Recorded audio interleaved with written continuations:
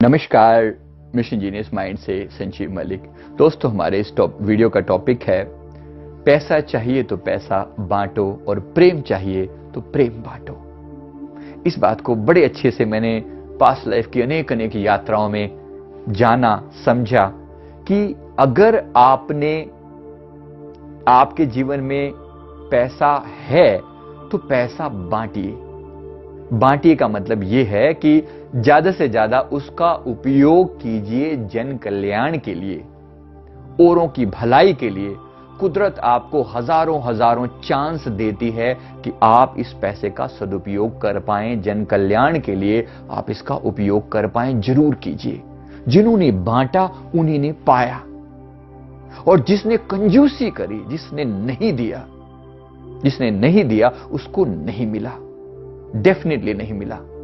फिर इंसान रोता रह जाता है, तड़पता रह जाता है कि जीवन में पैसा नहीं है, ये धोखा हो गया, वो धोखा हो गया, वो बंदा दोषी, ऐसे सरकार ने मार लिया, ये कंपनी फ्रॉड निकली, इसने ऐसा कर दिया। देखिए, बहाना कोई भी बने, लेकिन आप रोएंगे, आप पछताएंगे अगर आपने नहीं पहले बांटा हुआ, अगर आपने नहीं दिया हुआ तो आपको नहीं दिया जाएगा।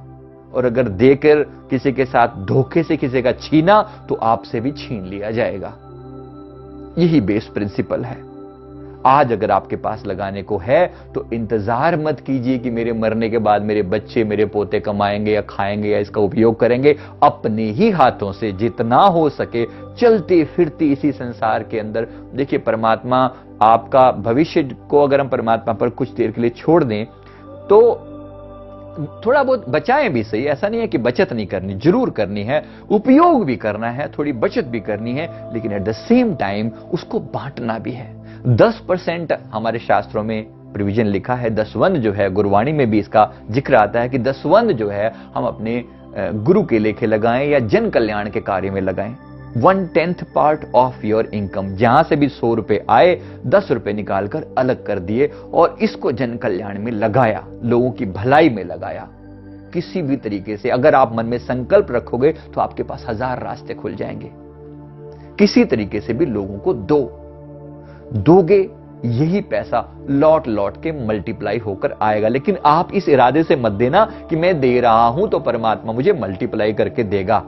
याद रखिए, यहां अगर आप कोई व्यापारी की तरह काम नहीं करे, अगर आप व्यापारी की तरह भी बनेंगे तो आपको उसके बदले में मिलेगा, यकीन मानिए। लेकिन अगर आपने निस्वार्थ भाव से दिया, हाय उस बेचारे को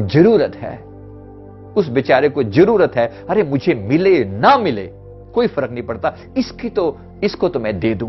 और जिसने दिया उसके भंडार भरे गए, उसको दिया जाएगा। ये कुदरत का रूल है, इसको अच्छे से समझ लीजिए।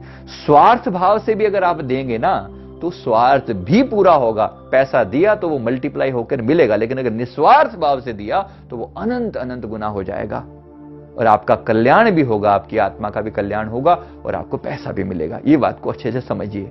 जिसने दिया, बांटा, उसको मिला, यही रूल है। ऐसे ही पैसा चाहिए तो पैसा बांटो। जो लोग मेरे पास आते हैं, पैसे की कमी है और कर्ज है सिर के ऊपर, मैं उनको कहता हूं जितना भी आ रहा है, अगर 100 रुपए घर में आ रहे हैं तो 10 रुपए निकालो। और एक और चीज साथ में, जो इसके साथ एक और चीज आती है, अगर कर्ज में कोई है तो हमें बोला गया कि जिस बार बार माफी मांगे इंसान, कोई भी ऐसे दुखी पर्सन है जिसके पास पैसे की इस समय बहुत ज्यादा कमी है, तो कान पकड़े माफी मांगे, परमात्मा से प्रार्थना करे कि मैंने कुछ गलती की, अगर किसी का दिल किसी जन्म में दुखाया है तो मुझे माफ किया जाए, जाने अनजाने कोई गलती किया तो माफ किया जाए। और एक और चीज बोली गई हमें, किसी देवालय में, किसी मंदिर में, किसी शुभ स्थान पर जाकर या किसी भी मस्जिद में, किसी भी ऐसी जगह पर जहां पर आप लोगों की भलाई के लिए कुछ कर सकते हैं, वहां पर लोगों की जूतों की सेवा कीजिए। अब गुरुद्वारे में ही यह परंपरा है कि जूतों की सेवा की जाती है, यानी कि जूतों को, जोड़ों की सेवा उसे कहा जाता है कि जो लोग जोड़े लेते हैं और उनको साफ करके रखते हैं और बाद में बड़े प्यार से उनको वापस देते हैं।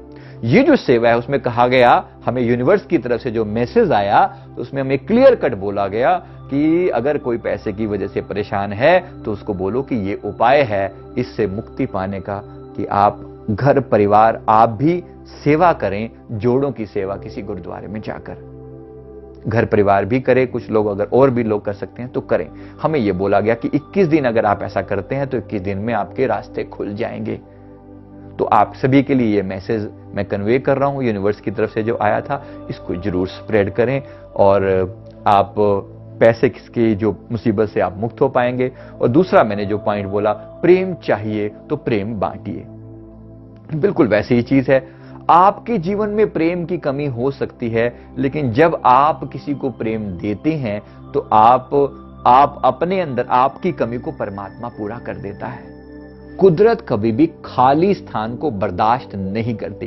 आप कहेंगे मेरे पास खुद प्रेम नहीं है, मैं कहां से बांटूं? एक बात समझ लीजिए, आप उदाहरण के लिए आप किसी सुनसान रास्ते पर जा रहे हैं, आप अपने आप को अकेला महसूस कर रहे हैं, आपको सामने से कोई व्यक्ति साथ में आपके आ जाता है, तो अभी तक आप अकेले थे, वो व्यक्ति भी अकेला था, ठीक है, दोनों अकेले थे, लेकिन जब पास आ गए तो दोनों को सहारा मिल गया। वो भी सहारा ढूंढ रहा था, आप भी ढूंढ रहे थे। ऐसा नहीं है कि आप कहेंगे मैं तो अकेला हूं, मैं किसी का सहारा कैसे बन सकता हूं? आप बन गए ना, बिना कुछ कहे भी। आपने वो गाने में भी सुना होगा कि तुम बेसहारा हो तो किसी का सहारा बनो, तुम्हें भी सहारा मिल जाएगा और उसे भी सहारा मिल जाएगा। तो यही तरीका है, लोगों को प्यार बांटें, जितना बांटेंगे उतना मिलेगा। अगर आज किसी को बहुत मान सम्मान मिल रहा है तो डेफिनेटली इस बंदे ने मान सम्मान दिया है लोगों को, इसने लोगों को सम्मान दिया है, इसको सम्मान मिला है। ये बिल्कुल सीधी और स्पष्ट बात है। इसने प्यार बांटा है, इसको प्यार मिला है। इसने पैसा बांटा है, इसको पैसा मिला है। यही रूल है। जो देगा उसी को और दिया जाएगा, और जो नहीं देगा अंततः उससे वो भी छीन लिया जाएगा। क्योंकि ये पैसा जो है वो माया कहा जाता है, ये चंचल है, ये टिकती नहीं है माया। ये फ्लो में रहे तो ज्यादा अच्छी है। तो फ्लो में ही इसे रहना, यही चीज को समझना है और इसका ढंग से उपयोग करना है। मैं उम्मीद करता हूं कि ये वीडियो आपको जरूर अच्छा लगा होगा। वीडियो को लाइक करें, कमेंट करें, हमारे चैनल को जरूर सब्सक्राइब कर लें। Thank you very much.